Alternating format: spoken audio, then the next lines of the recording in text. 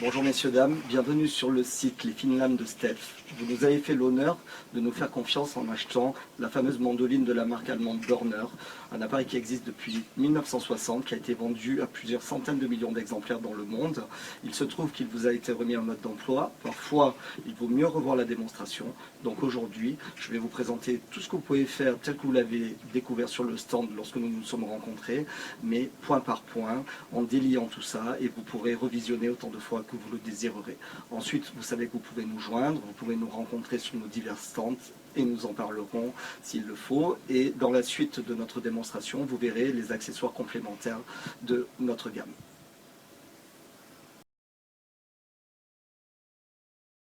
Et bien voilà, enfin dans le vif du sujet, entamons la démonstration.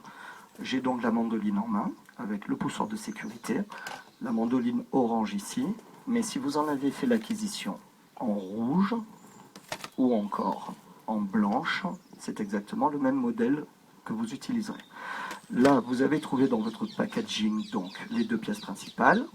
Ici, celle qui fait les tranches fines ou épaisses, celle qui fait les gros bâtonnets, les gros dés, et ici, la troisième pour faire la julienne et les émincés. Dans tous les cas de figure, et nous insistons bien là-dessus, vous utiliserez toujours votre chapeau de sécurité. Si les légumes vous paraissent trop longs, par exemple une courgette ou un concombre comme ceci, eh bien pensez à couper votre légume et à le découper en plusieurs fois. Je vais donc maintenant présenter la plaque qui va nous permettre de faire les tranches. Positionnez sur votre appareil et écoutez le clic. Si vous devez enlever la plaquette, elle ne viendra pas, il y a donc une sécurité. Vous faites légèrement levier et là vous arrivez à la ressortir. Ici, le chapeau de sécurité est articulé naturellement. Donc lorsque vous vous en servez, ne gardez pas le doigt sur le bouton, car à ce moment-là, il est clair que le légume ne sera jamais piqué. Donc tenez comme ceci, afin que lorsque vous positionnez votre légume, le petit bouton remonte. À ce moment-là, vous pouvez commencer à travailler. Voici donc des chips fines et régulières, comme vous pouvez le constater. Si vous désirez faire une découpe plus épaisse, tournez donc et recommencez l'opération. Vous aurez le même résultat, régulier, mais un petit peu plus épais.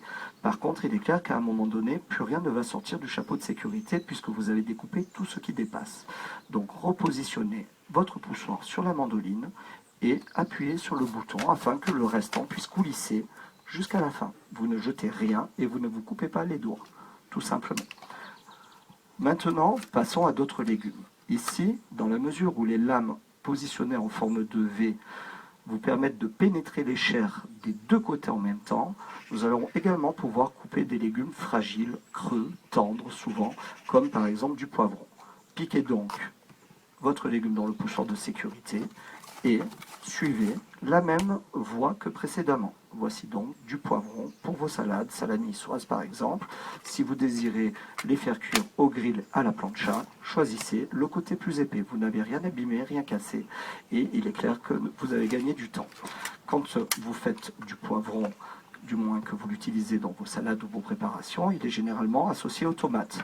La tomate n'est pas facile à couper au couteau. Ici, la différence est flagrante. Côté fin, pour faire un gratin, un poisson au four, difficile à réaliser au couteau, voire impossible, tournez la plaquette et vous obtiendrez l'équivalent plus épais et en appuyant sur le bouton jusqu'à la fin. Nous avons également des légumes extrêmement difficiles à couper comme les champignons. Piquez le champignon sur le champ.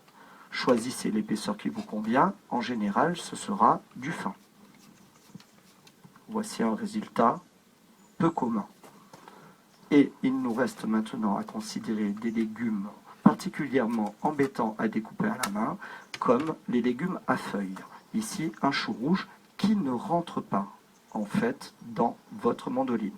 Donc, coupez-le en deux, comme présentement, et n'attaquez pas comme ceci à la main. Il est préférable de découper votre chou afin d'en obtenir des quartiers moins lourds et plus manipulables et de piquer de nouveau dans votre chapeau de sécurité.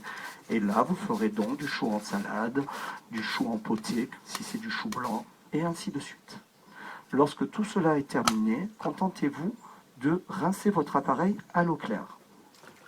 Ne l'essuyez pas, il ne rouillera pas et de surcroît, il ne conservera pas le goût des aliments.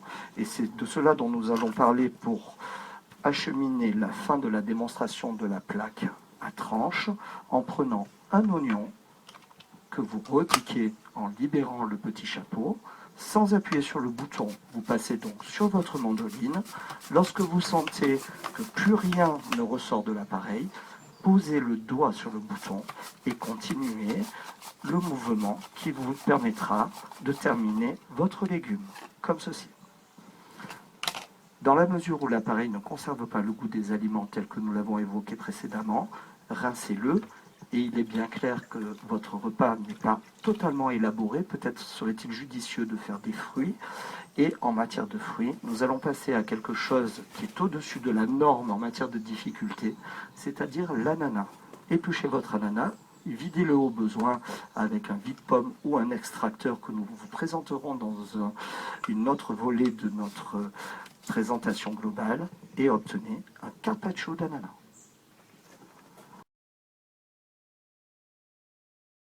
Passons maintenant à la démonstration de la seconde plaque, la plaque 7 mm, qui va vous permettre de faire les bâtonnets et les dés. Positionnez-la sur votre cadre, entendez le clic et utilisez votre poussoir de sécurité, par exemple, pour faire des frites. Si vous piquez votre pomme de terre de cette façon, c'est-à-dire droite, vous obtiendrez des frites de cette longueur. Si vous positionnez votre pomme de terre comme ceci, il est clair que la frite sera plus longue. Mais il est possible que le légume ne soit pas suffisamment enfoncé. Donc veillez à piquer sur un angle. Et procédez comme précédemment. Mouvement de va-et-vient qui va vous permettre d'obtenir des frites régulières en quantité et qui vous permettra d'apprécier la frite maison. Ceci étant fait, il est clair que si on peut couper des pommes de terre, on va pouvoir couper également d'autres légumes sous forme de bâtonnets. Voici une carotte, beaucoup plus compacte, beaucoup plus dure. Pourtant, le résultat sera identique. Si vous piquez comme ceci, la carotte ne rentre pas dans le chapeau. Si vous piquez comme ceci, elle dépassera, mais elle sera tenue. Et voici des bâtonnets pour l'apéritif par exemple, pour les plateaux de crudité. Si vous désirez maintenant faire des petits dés, utilisez votre légume, mais en le piquant debout et en le ciselant perpendiculaire au sens des flèches qui sont sur l'appareil, et vous obtiendrez effectivement des petits dés. Simplement en utilisant toujours le principe du va-et-vient et en appuyant sur le petit bouton afin de terminer vos découpes. Pour faire des jardinières de légumes, des soupes et des salades de fruits. Le principe étant acquis, nous allons terminer sur un point essentiel de l'art culinaire, l'oignon, car on l'utilise fréquemment. Piquez l'oignon dans le poussoir de sécurité, ciselez la bulbe perpendiculaire au sens des flèches grâce à votre couteau et obtenez des dés réguliers. Tout simplement. Ceci étant fait, rincez votre appareil et nous allons passer à la troisième plaquette. Passons maintenant à la troisième plaquette de votre appareil, la plaque 3,5 mm qui va nous permettre de faire les juliennes et les émincés ainsi que les dés de légumes tout petits.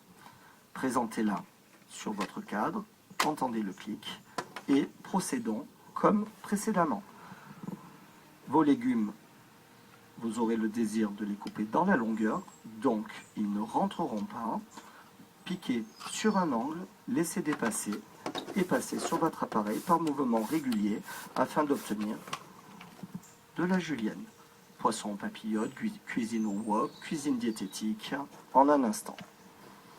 Et comme avec la plaque qui nous a permis de faire les bâtonnets et les frites, prenons par exemple un oignon que nous allons piquer de nouveau et prédécouper, perpendiculaire au sens des flèches, afin d'obtenir un émincé régulier, aéré, non centrifugé pour les farces, les taboulés, les hachis parmentiers, les boulettes de viande, les petites sauces, les tartares.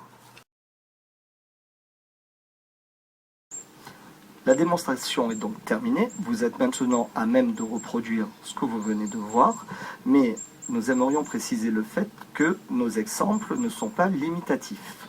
Vous pouvez utiliser par exemple la plaque à tranche pour faire vos tomates fines ou épaisses, comme vous utiliserez la plaque à bâtonnet 7 mm et dés pour découper des tomates en petits dés.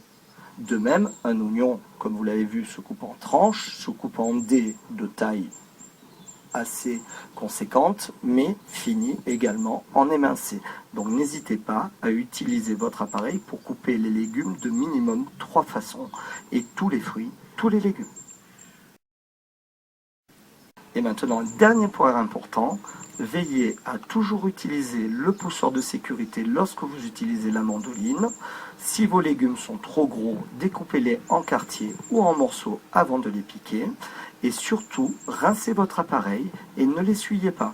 Il ne rouillera pas, donc ne prenez pas le risque de le toucher avec un torchon ou un chiffon qui vous amènerait peut-être à rentrer en contact avec les lames, c'est inutile. Un simple rinçage et vous le laissez sécher, ce qui nous permet d'ailleurs de vous dire que vous pouvez l'utiliser même pour une toute petite quantité. Le travail de nettoyage, de mise en œuvre ou de rangement est infime.